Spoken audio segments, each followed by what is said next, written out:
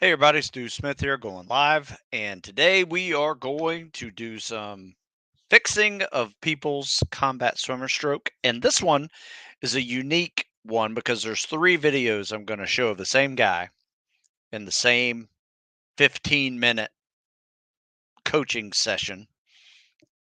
He's pretty good, and I could have let him go, but I want to show you some of the fine tuning options that you can do when you are getting good and you want to get better or more efficient.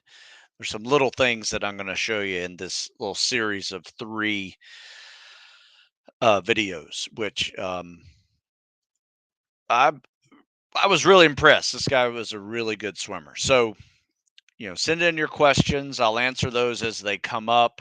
But first, I don't know if you guys saw this article that I had posted, um, and I put a link in the description down there. It's did you know all of this? And a lot of people email me and say, "Hey, I got your book," and I'm like, "Okay, which one?" Right? Because they're probably referring to maybe my first one, the Navy SEAL fitness book. Um, but I have over 40. And when they say, "Hey, I saw your article, I really liked your article," I'm like, "Which one?" Because I have literally over 1,000 articles on the internet, whether it's my site or military.com or even other websites I've written for. There's a ton of articles out there. So, there's also podcasts. I have over 200 podcasts and probably approaching, over 100 live Q&A sessions now that are all found on YouTube, by the way, but you can also get the audio versions of the podcast, the Tactical Fitness Report podcast, up on, where people get podcasts. So there's a lot to it than just, a single book that I wrote 20 something years ago, right? In the last 20 years, I've been busy. There's a lot of options for you. Doesn't matter what you want to do, right? Military, law enforcement, firefighter, just lose weight, get fit, run an obstacle course race, whatever. I got answers for those type of questions if you have them. Um, but good morning, everybody. So if you're on listening, like the video, I appreciate it. I'm just going to go right into showing you some swim videos. Um, and this is a three-part video, right? So I'm going to show it three different videos in this particular session here, just to oh man, what the hell? Okay, I see what I did. Give me 1 second. It's going to take me a second to pull this up. All right. So now let me save this. You guys can see this. All right. So this was locally here. I was working with this kid. And at first, when I saw him like about to kick off, I was like, okay, this isn't going to go good. I mean, look at his arms. He's not ready to kick off. And then all of a sudden, he explodes off of this wall and in a perfect streamline. And watch what happens when he does. So he kicks off, boom, like he is going far now. Kicks off, look at that yellow marker right there, first breath. So what I'm looking at here is this is really good.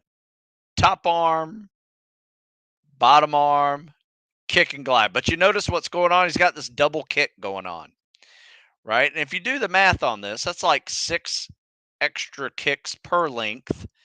And if you do 20 lengths, that's 120 extra kicks in a swim, which is starting to mess up your efficiency. Now, this is his weak side, which isn't bad. Top arm, bottom arm, still breathing well. His head stays down. Just got that double kick. So I could have let this go. I mean, this guy's swimming it in 47, 48 seconds. So if he could get in shape to do that um,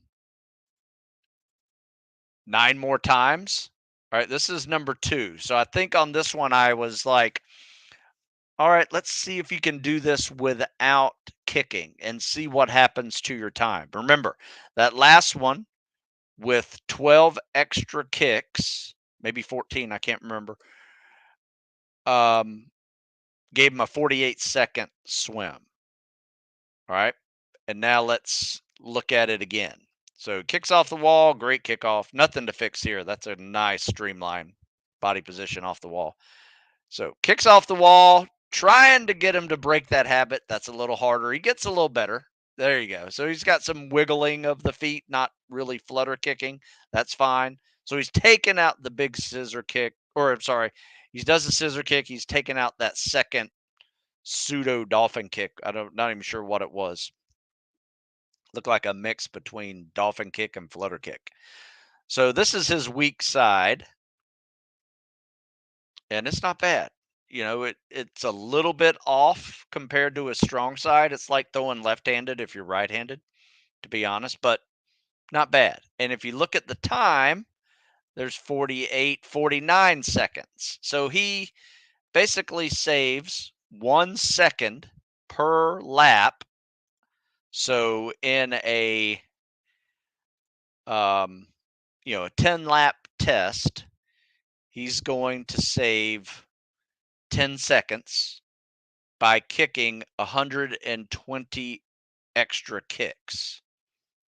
I say that's not worth it, right? I think that's a waste of energy for 10 extra seconds, especially when you're already at 8 minutes flat. What's the difference between 8 minutes and 8:10? Yes, 10 seconds, but no one cares. It's good. It's good enough.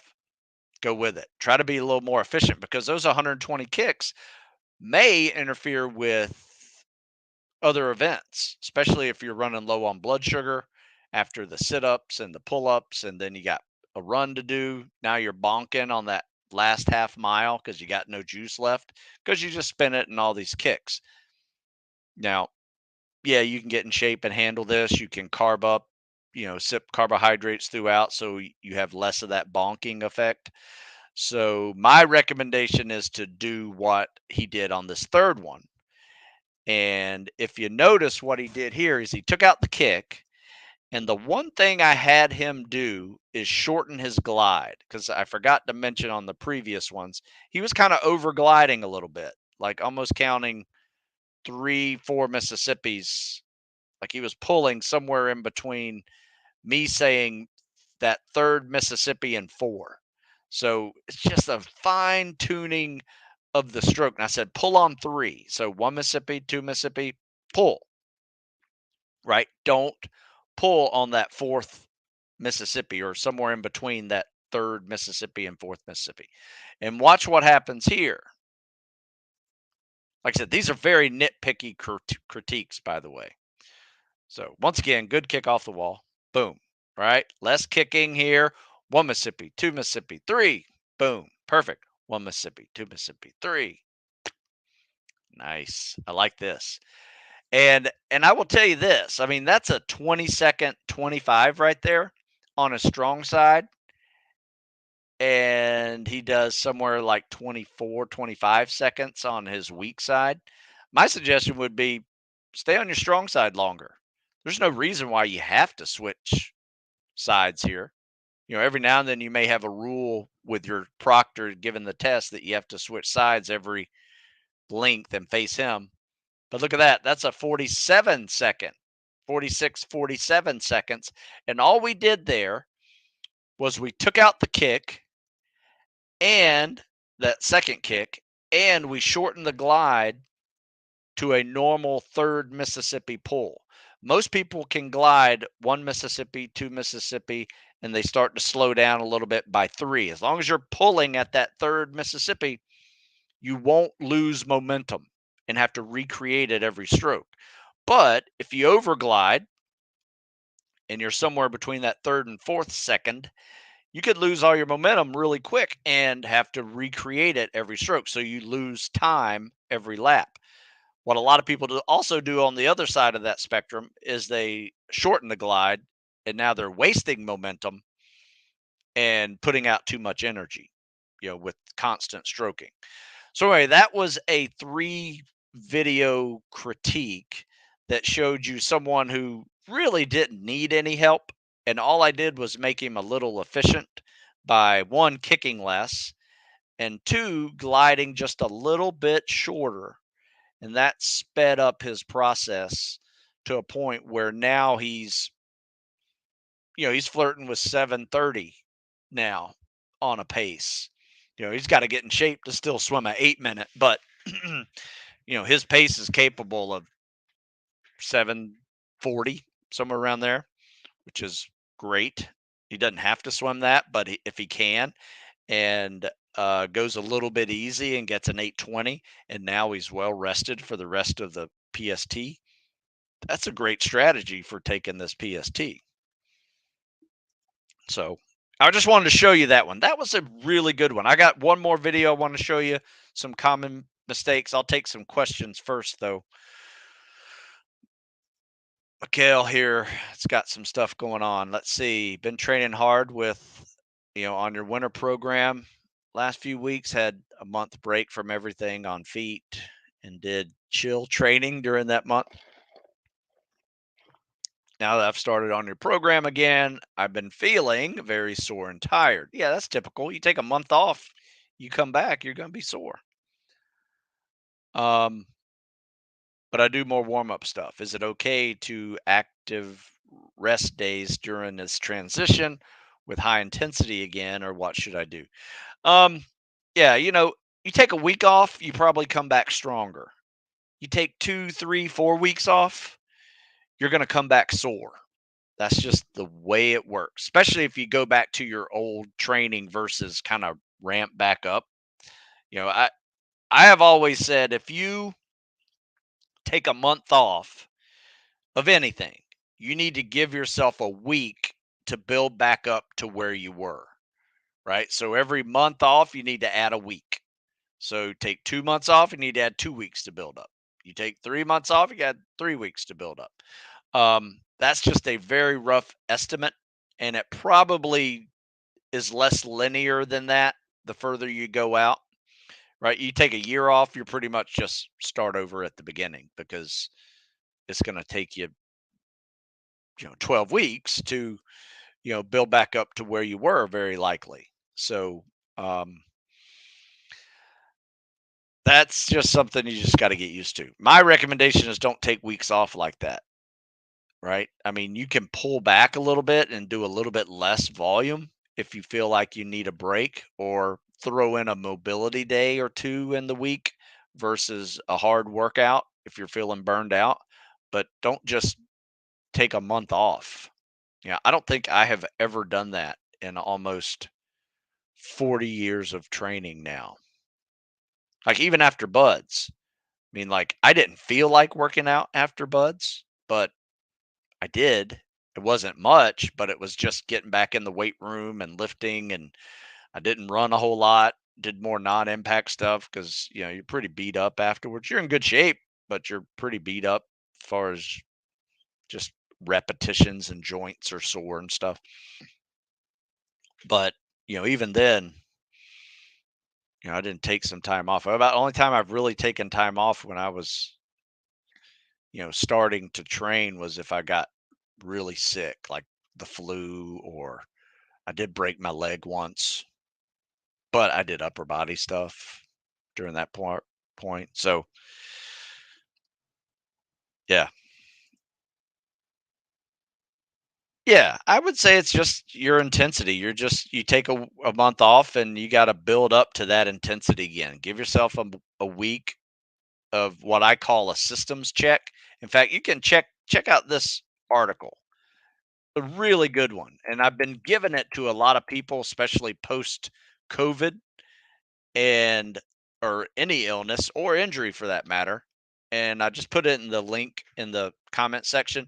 It's called the systems check workout. And basically it's kind of like a hybrid mobility day where you do 5 minutes of cardio and then you do 5 minutes of your workout. And they're in these 5 minute sets. So let's say you have bench press and pull ups, right? You're only going to do 5 minutes of that workout section for that, for the where it may take you, if you're doing the whole workout, it may take you 20 minutes to do it. Um, So you're going to do bench press and pull ups for 5 minutes, and then you go back to cardio again. And really, what it is, it's just more of a test just to see how you're feeling. Um, like in that article, I wrote about it. Like I came back after bronchitis a couple years ago, and I wrote this article. I said, this is what I did. And every time I did cardio, I would start wanting to cough. So I had to really knock it down a notch. So it was my way of just checking to see if I was ready to go back out and run again, or to go back out and swim, and do something that got my heart rate up. I found that if I got my heart rate over 130, I'd start coughing. So I went ahead and just did my weightlifting stuff, kept my heart rate down, didn't go too intense, and I could still do workouts. I just had to keep my heart rate low, or, I'd start coughing and it hurt, and, it's bronchitis sucks. Um, so that was what that systems check did for me. For people who have been out for a month, it's a good way to just kind of build back up, test out some stuff, see where you are. Um, and you'll have less aches and pains versus starting back up where you left off. So I know I took a long time to answer that, but that's a really important question that a lot of people screw up. They take a week off or a month off, let's say, and let's say they go on vacation and just don't work out for a month. Happens.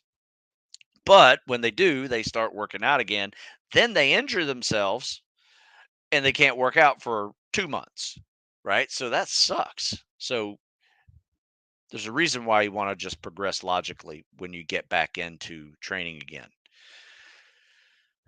So let's see. Do you know about the training for the Royal Divers tests? They do clearance diving, assist SF on missions, some emergency maintenance stuff. No, I do not. However, you know, most diving programs are very similar, where you'll be doing a lot of swimming, you'll be doing a lot of treading. You'll obviously be learning how to breathe underwater with a regulator in your mouth and some other competency skills like that.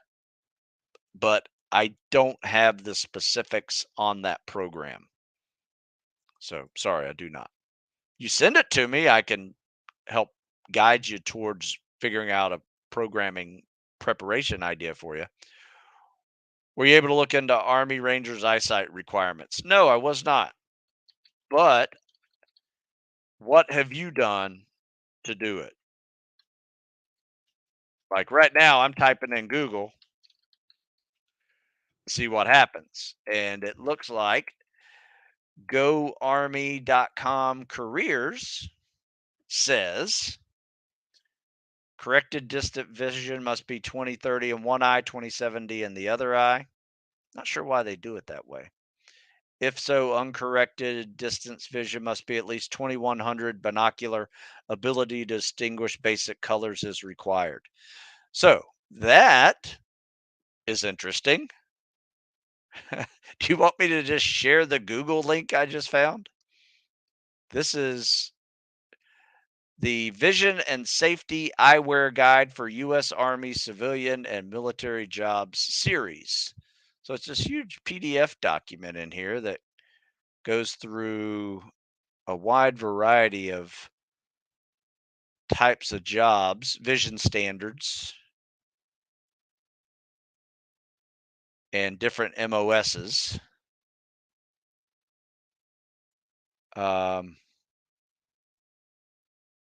I do this mainly just to say, come on, man, what have you tried to find? I mean, that's a pretty good thing. It's I mean, right from the Army website itself.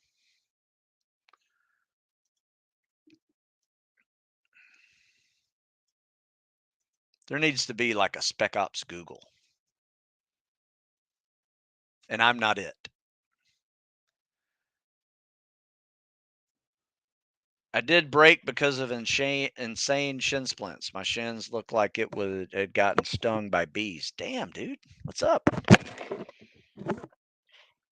Same spot to the 100 kilometer race, which I did because 4 years ago I didn't complete it and had to finish it. Well, that usually happens. You do something crazy like run 100 kilometers, you're going to get hurt, right?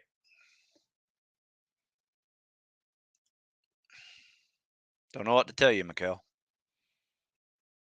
Keep doing upper body stuff, rest your shins, and work non impact. Hey, Stu, do you have any benefit in long, slow distance swims after a 50-50? Sure, do it. Yeah. I mean, if you need more time in the water, get it. And you have the time to do it, jump into it. Nothing wrong with that. I personally save all of my longer swims with fins. So I may do, I don't know, maybe 1,500, 2,000 without fins with workouts like the 50-50 and things like that. But then I'll do anywhere between 2 and 4,000, sometimes 5,000 with fins on, and mix it up a little bit. So I do side stroke, freestyle, turtleback, underwater dolphin kicks, just take a, try to break the monotony of just swimming back and forth in a pool.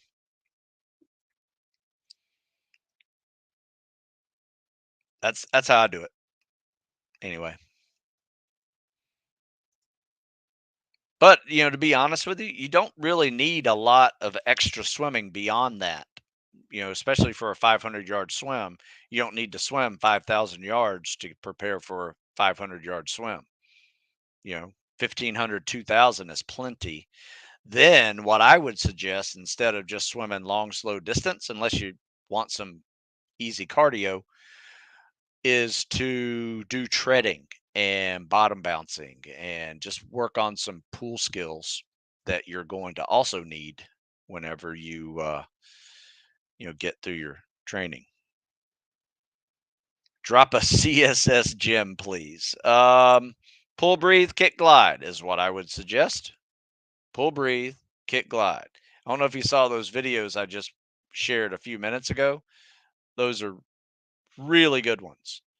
Let me show you another CSS while we're here. This is a gem. Another guy I was working with today. And you'll see some immediate things go wrong right from the start. Um, Not horrible. I do see a nice, head's tucked down, biceps on his ears, arms are straight.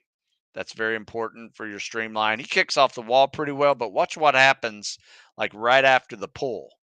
Like right there. See all that surface tension right there?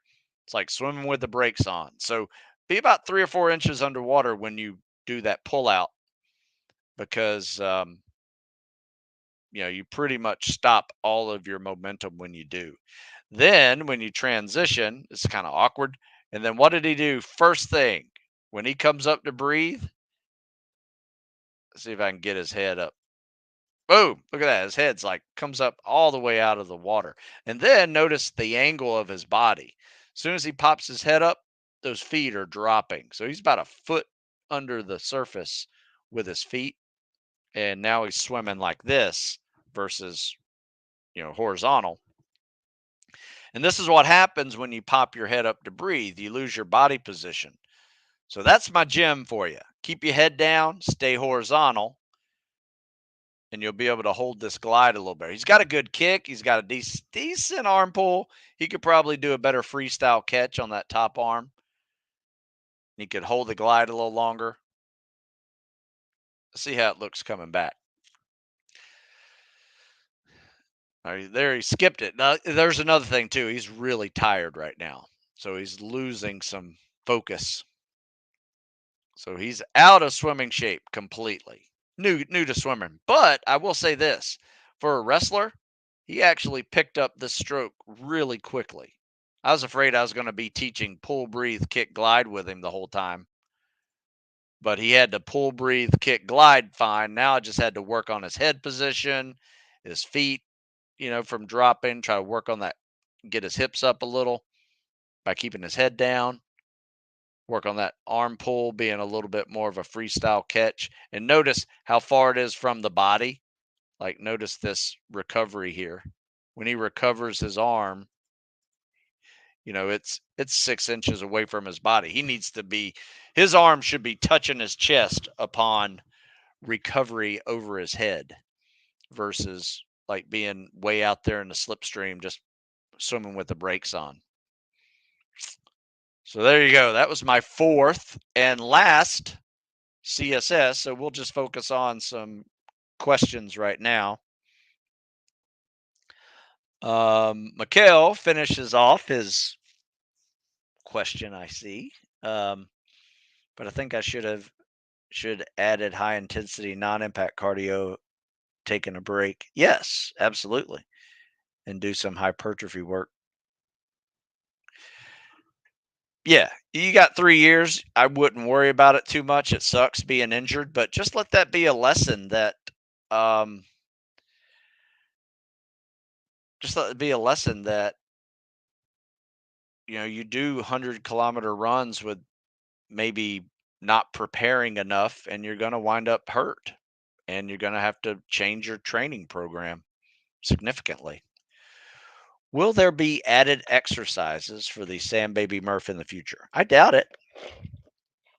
The only thing that we've added is we've done something called the Sam Baby Devil Murph, which is basically a Devil's Mile mixed with the Sam Baby Murph.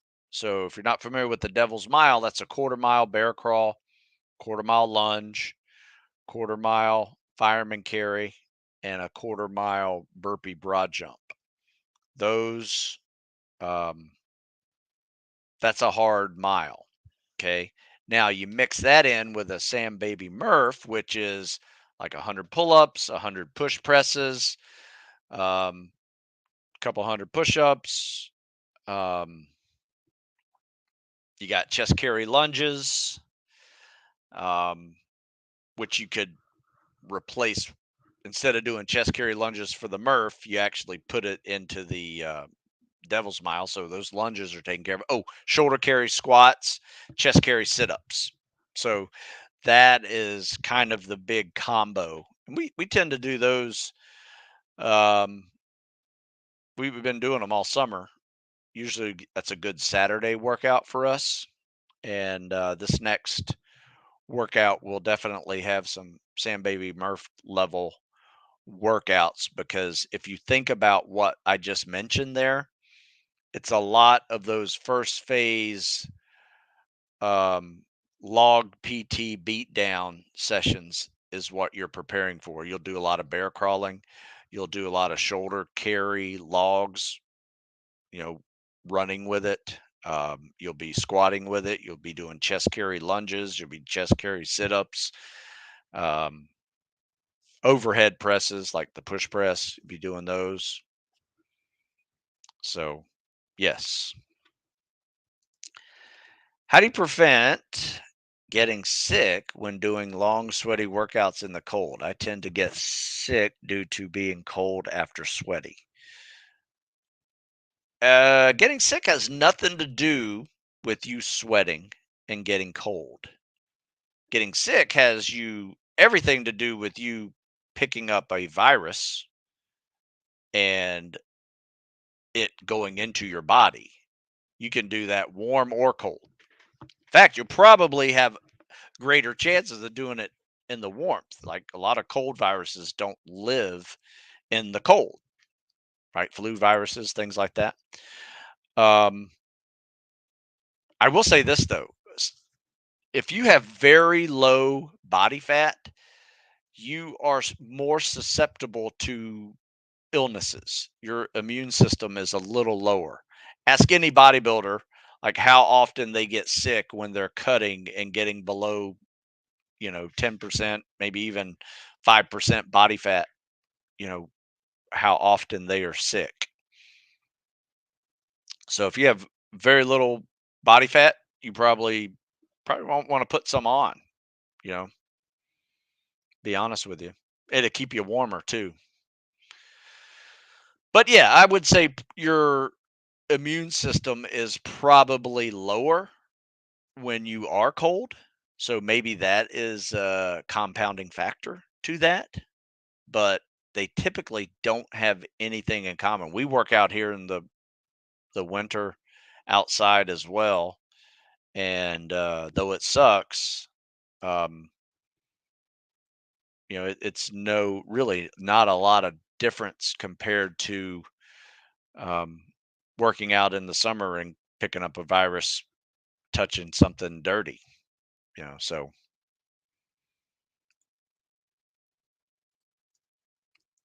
ask Wim Hof, see what he says. Wim Hof tells you to get cold, and you'll fight you'll build up your immune system because you're cold. So I don't know what science is behind that, but maybe. Nice work, Eric. Glad to hear the shoulders doing well. You definitely put in some mileage in the pool, man. Holy crap. See, another question unrelated to training. Do you think it is a good or bad idea to want to join a contract or team for the first 4 years, then leave? I want to do it for the experience. Probably not the best reasons to join. I think when you're talking about joining a special ops program that requires a significant amount of how bad do you want this will inside you when you're cold and wet and sandy and tired and hungry, but you still have to keep moving even when you don't feel like moving. Um, you not really wanting it may not be the right mindset going into that type of job. I will tell you this. My classmates and I from the Naval Academy in my company, we all took this um, what do you call it? Like a poll or kind of like a some kind of bet, almost like a big bet of everybody, like who will be 20 years, right? Right after we graduated, who's going to be 20 years in the Navy plus? And you had people that were 5 and out. You had people that were, because you owe 5 years after you graduate. You had people that said, I'm going to try to make general or admiral. You had people that said, yeah, I'll do 20. I was one of those that thought they were going to do 20 at least. Wound up only doing 8. Different situations came about, and I got out after 8 years. So, I went in with the mindset of like, this is my job, this is my career, and I really want to do it well. Um, and then had a change of mind. You know, I saw the level of commitment that is required of 20 years, and I questioned my commitment at that point. See, I'm 22, kickbox, rugby, but have a good career in civilian world. I want to do something interesting for a while. You should. No, no 22-year-old wants to do something boring. You're going to be 30, 35 with a family one day, and you're going to be like, maybe I should have done something cool when I was in my 20s. It's a great time to do it. I was 22 to 30. Perfect. You know, but like I said, I didn't go in there with the intention of doing what I'm doing now. I had no clue what I was going to do, no plans. How was your SEAL career? Like deployments? What was your specialty? I'm not sure if I've heard before. I did. Um, I wanted to come back to the East Coast.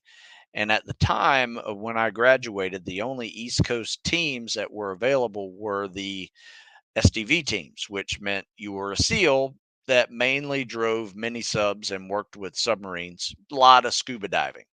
So our main insertion platform was tied to a submarine versus helicopters and planes and other vehicles like that to get into a place where you would be using everything that we would take on, you know missions or training ops or whatever would be everything we could pull from that submarine. Typically, right? That is how it was set up before 9/11. And then after 9/11, it became a little bit different animal. Teams, if you were a SEAL, you were going to a place that had no water for mini subs, so you were on land. Still did land warfare, still did jumping. Um, but we just mainly did a lot of swimming, and underwater explosives and things like that.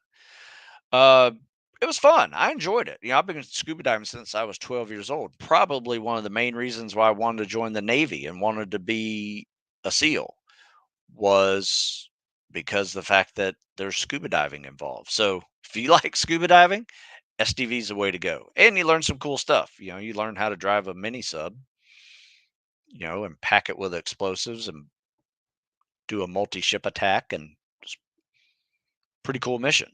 Um, they're the ones doing a lot of stuff right now, actually. It's a great tool for intel gathering as well. You can actually put human eyes on a particular target and nobody knows you were there. So it has its advantages for sure. Has its disadvantages as well, because if you're going to try to blow up a third world nation's navy with four guys and a mini sub, um, they could do the same thing with pushing a button with some, Tomahawk missiles. So there comes a potential for risk that not many commanders in chief want to take with that kind of option available to them by just pushing a button and a missile takes out 12 ships that four guys were going to do in about 4 hours. So you could do that.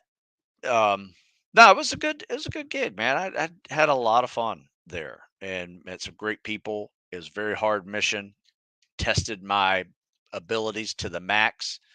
Um, I was never the smartest person in the room, never the most fit person in the room, and it's very humbling when you get to those types of teams, and just makes you want to work harder, makes you want to be better, so you earn your place there. So, um, yeah, it was a good experience. For me, it was a good young man's job, and do I look back and wish I'd stayed in? Sometimes, but I'm glad that I got out and I saw every day of my child's life, children's life, became a family guy. So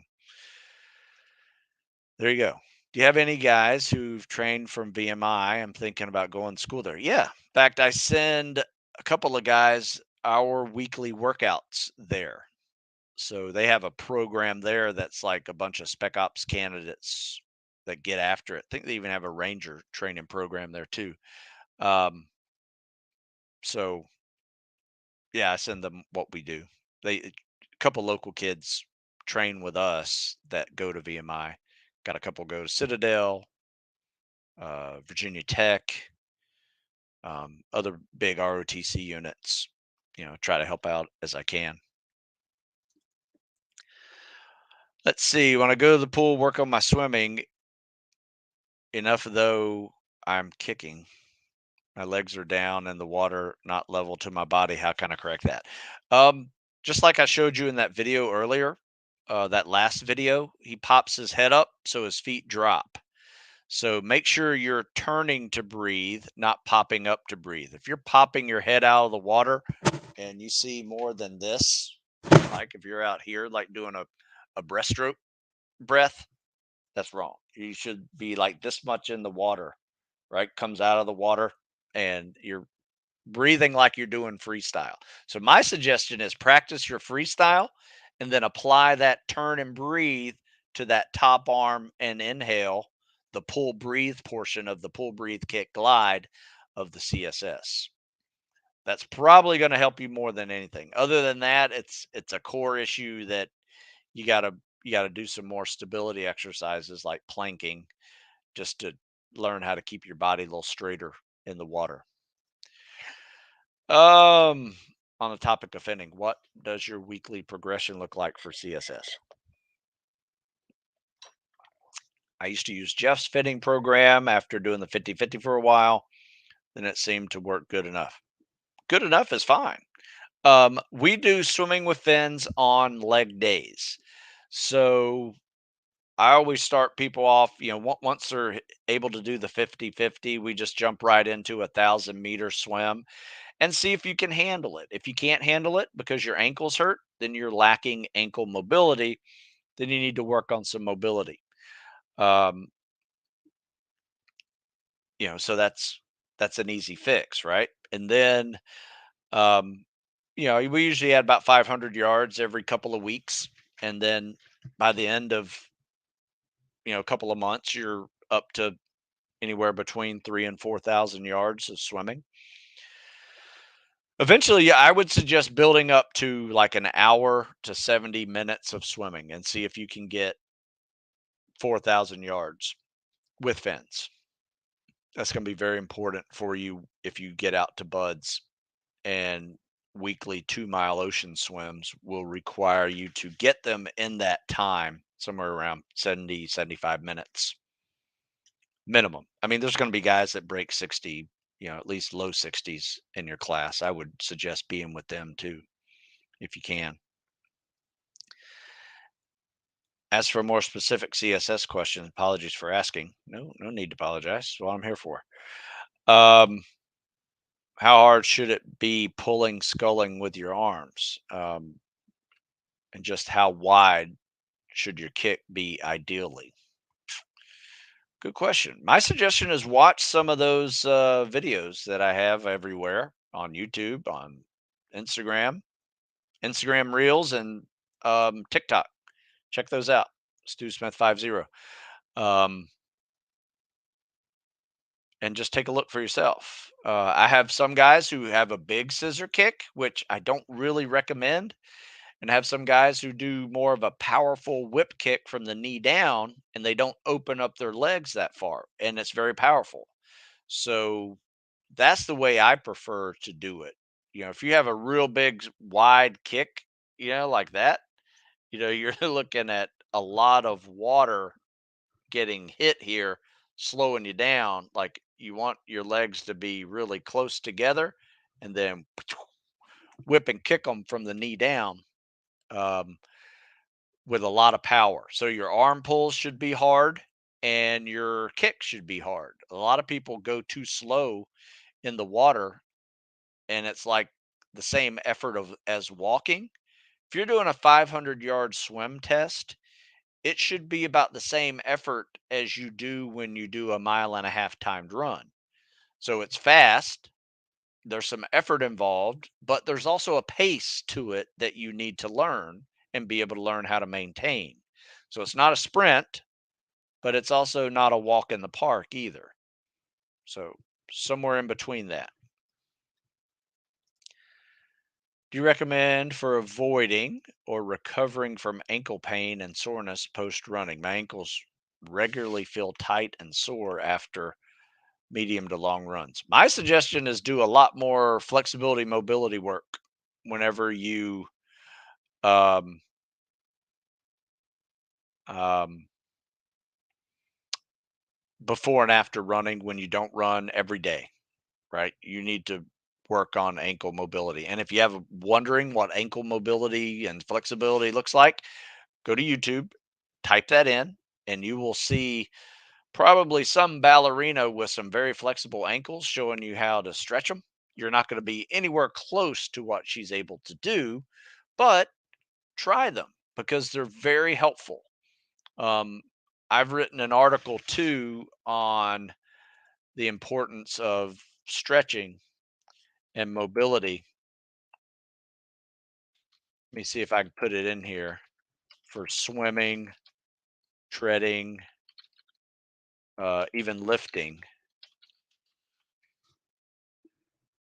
Let's see what happens. Trouble with treading water? Mobility stretching exercises can help. That's the name of this article. And I wrote another one the other day about just it being more of a, if you're having sticking points in your um, lifts, like can't get your elbows up high, can't put your shoulders over your head in a locked, streamlined body position. Your shoulders are too tight, your triceps are too tight. Your lats are probably preventing you from getting into this position. So you got to stretch all those things out to get in a better lift position, overhead position, and then you got the same deal with your ankles, knees, and hips. That will often prevent you from being able to tread well, even. So mobility, mobility, mobility. 100%. You got to work on that. I do it just because it makes me feel good. You should do it because it's going to help you lift better, run better, swim better with fins, and be able to tread better. That's how important mobility is. How much time should we wait until training again after injured part? I don't know. Talk to a physical therapist. They'll probably tell you a more correct answer. My answer is when it does not hurt you. So if it hurts you, don't use it, right? If it's feeling better, give it a shot and then progress back to where you were over time. And remember, my little if you take a month off of doing something, give yourself a week to build yourself back up. If you take 2 months off, give yourself 2 weeks, right? That's a pretty non-aggressive approach to recovery, right? That's probably more for an advanced athlete. If you're a little less than an advanced athlete, you probably would need more of like a 1-to-1 ratio. Like if you take a 1 month off, you probably need 1 month to recover and rebuild up to that. I'm currently 17, weigh 175 pounds. How many miles do you think I should be running a week? Currently running 25 miles a week. I don't know. Depends. What are you trying to do? 17, you trying out for a cross country team? Trying to go to Buds one day? Army? Want to run a marathon? So, not that that's a bad question. It's just completely incomplete. Like, I don't know what you're training for. So, you should tell me because I forgot my hat that allows me to read your mind when you ask questions. So, moving on. Will the instructors break up a fight under a boat? I don't know. Usually they just let you go till somebody says they're done. Um, I mean, they'll yell at you, tell you to stop. You better listen. You're both going to pay. But I've rarely seen it. Be honest with you, I mean, it's a situation that I have not seen nowadays. I don't know. People are bitches under the boat nowadays. Used to be something that united a boat crew. Now it divides a boat crew, and I'm not sure why that is.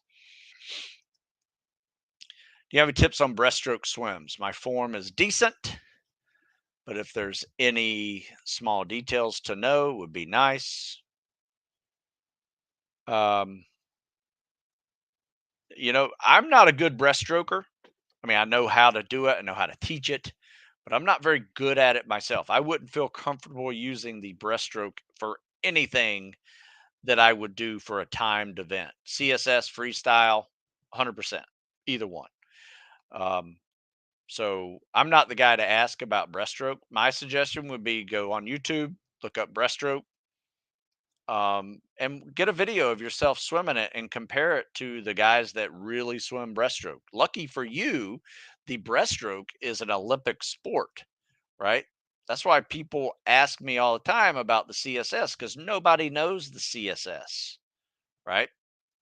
Some people may know a side stroke, like the elementary side stroke, but the CSS is a modified version of that nobody knows. Now, it's easy to pick up if you're a competitive swimmer and you know freestyle and breaststroke because it's a mix of freestyle and breaststroke. Um, but no, I don't have any tips like I do for the CSS, other than everything that I use for the CSS probably applies to the breaststroke as well. You need to be streamlined. You need to have powerful kicks. You need to have powerful arm pulls. You need to have a really streamlined glide every stroke. So, pull, breathe, kick, glide still applies to the breaststroke. You're just pulling both arms at the same time and you're on your belly the whole time. If I'm running with a weight vest, do I want to shuffle as if I'm rucking to prevent injuries or run as normally? I don't run normally when I'm carrying weight, and I don't recommend it, mainly because um, it is hard on the body when you do that. Now, if you're young, you can probably get away with it for a few years, but eventually it's going to start hurting you pretty good. You'll probably start seeing it mainly in your feet and knees first, maybe in your lower back as well, depending on how far you're leaning forward with that weight while you're running. But I would suggest a shorter than normal running stride when you carry weight. So a shuffle is a great answer, but think of it as if you have a 36-inch stride when you run. I'm just guessing, throwing out numbers here, probably somewhere in that ballpark. I would suggest dropping it down to probably about a 20-inch stride when you ruck and see how that feels, and just still look like you're running, but you just have a shorter stride and a higher cadence. Divers are support SF, but you have, I get what you mean about the big commitment. Oh, yeah, cool.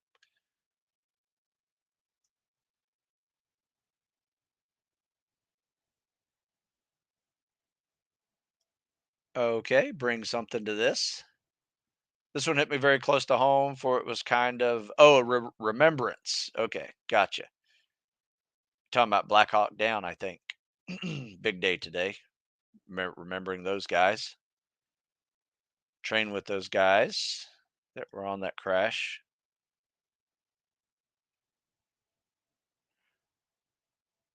Gotcha. Yeah, good call, Eric. We do need to remember the Black Hawk Down guys. Do I have any funny Bud stories? I have a bunch of them. Just it's just funny. Period. I mean, specific stories. I'd have to really get to thinking about it. Usually, what I need to do is have like 4 or 5 SEAL buddies around with me. Then we all just start remembering these things as they come about. Asking me for something funny is kind of like, "Hey, tell me a joke." I'm like, "Ooh, I know hundreds of jokes, but I just can't spit one out because I suck at telling jokes." Um, I mean, there's just everything's funny. The instructors will make you laugh as long as you have a good attitude, because they're going to make fun of you. They're going to make fun of other people. They're going to make fun of your whole class, and it's funny. I mean, some of the things they say is really, really clever.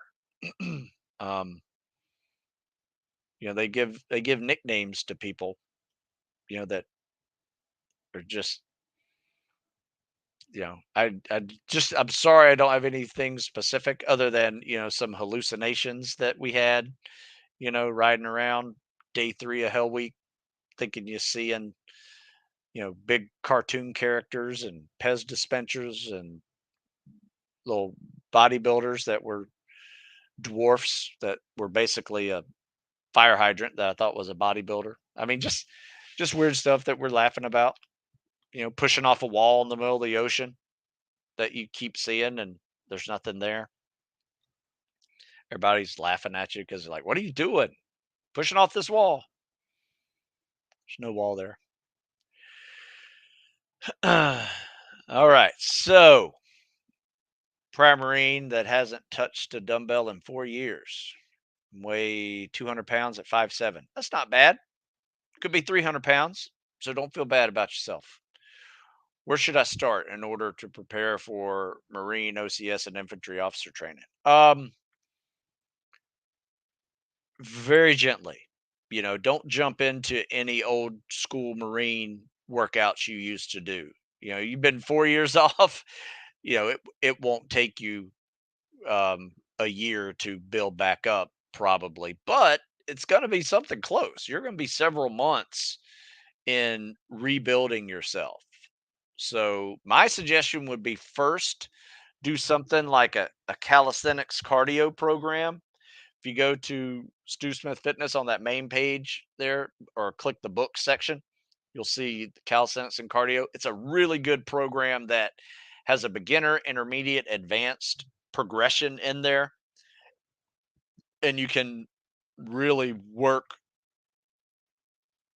your body through all of those steps. If you don't need the full beginner phase, move over to the intermediate.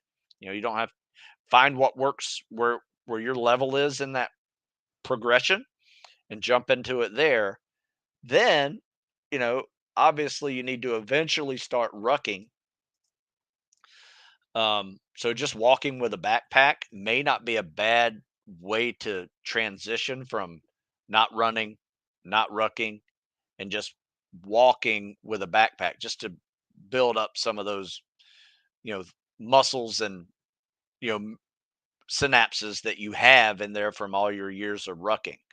So, um, that's where I would start. And then there's a lot of swimming in that calisthenics and cardio, and you can do one of two things. You can use that as a way to get some non-impact cardio if you think running is too much for you right now, or running at a certain level of mileage per week is too much for you right now, and you can do some non-impact cardio and still get the cardio benefits without the impact issues that often occur to people who haven't done any running in years.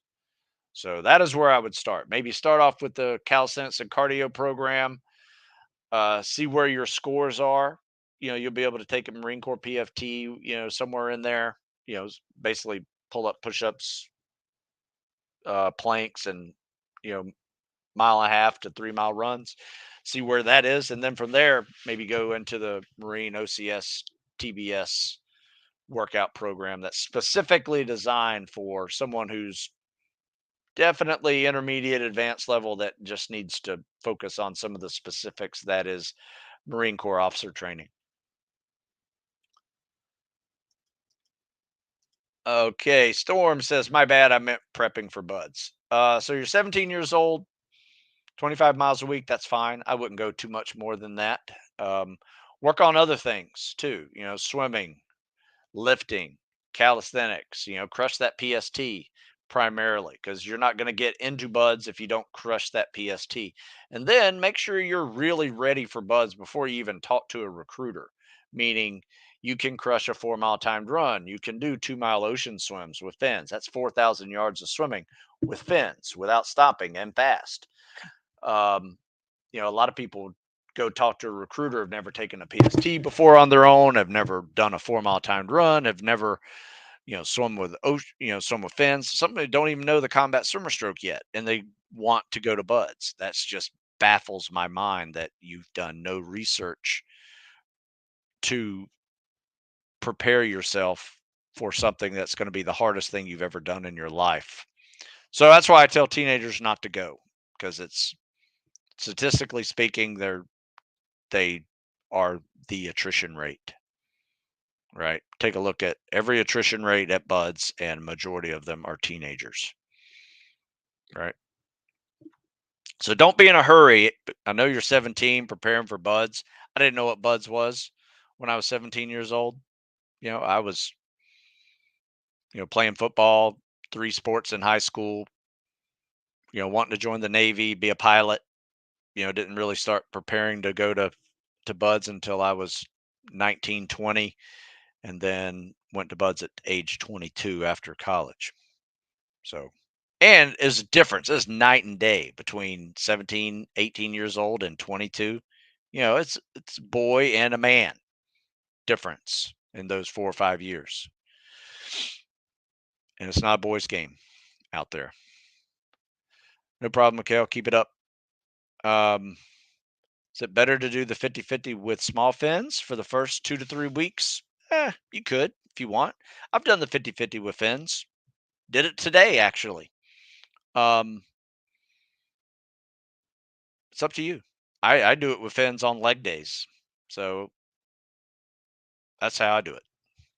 Upper body days, I'd swim without fins.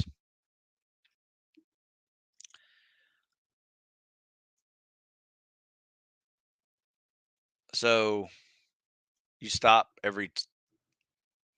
okay, because you keep stopping 10 seconds every 50 yards. There's nothing wrong with resting 10 seconds, but here's the deal. The 50-50 is designed like this to not rest in between the 50 free and the 50 CSS. But if you need to rest before the next free, you can rest, like 10 seconds if you need to, 15 seconds max. But eventually, you're going to want to be in the condition to where that CSS is your rest. So you get winded from a hard freestyle hypox swim, and then you catch your breath with an easy 50-second 50. That is when you know you're in swimming shape and CSS shape, when you can do that. Until then, you just need to keep doing the 50-50 until you can do it that way. Because there's an article I wrote called Dude, You're Not in Swimming Shape. In fact, it's funny because all I have to do is type dude into my computer now and it pops up. So check this out. It's basically answers your own question in that article. And that's where I came up with the 50-50 workout because of people just not being in shape. Eric, thank you, sir. Have a good one. um, all right, a few more questions. Oh man, it's already been an hour. Yeah, I've had fun today. You guys have made this hour go by pretty quickly. I'm sorry, but this is going to have to be the last question. If I missed your question, just email it to me and I will answer it one on one. So I'm in the process of applying for SOAS. Where, how can I get the local current retired SEALs? I'd like to start getting to know community prior to, dude, I don't know, man. I mean, you can go on social media and find a whole bunch of them, maybe get to know some that way. But most of them live in San Diego or Virginia Beach. Um, they tend to retire there too. There's a lot here in the Annapolis, Maryland area as well. In fact, one of my students was like, "Damn, you can't throw a rock without hitting a seal around here." Um, that is true. There's a bunch of seals out here, but I don't. I'm not sure you're going to get assigned a mentor. That's not how it works in the SOAS or even SEAL pipeline community anymore. There's no SEAL mentors in every recruiting district. So do some more research because I think you may be misunderstanding some things about the SOAS application. So which one books would you recommend for a 43-year-old man looking not only to maintain his overall health and fitness, don't have access to a pool to swim? My suggestion would be these classics. And they're not that old. They're about 3 or 4 years old. But the Tactical Fitness 40 Plus Foundation Building, taking it to the next level. It's a 4-part series. Um, Ready to Compete. That's kind of like my advanced version. And then the grand finale is Tactical Fitness for the Athlete Over 40. It's a 4-part series, depending on what level of fitness you are. If you're very beginner, haven't worked out in a while, I highly recommend you getting that Rebuilding the Foundation program. It's a really good one. This is one of my favorite series just because, it's like 20 plus years ago, I was writing about fitness, and then somebody reminded me that they're about to retire and they used my program over 20 years ago and used it ever since.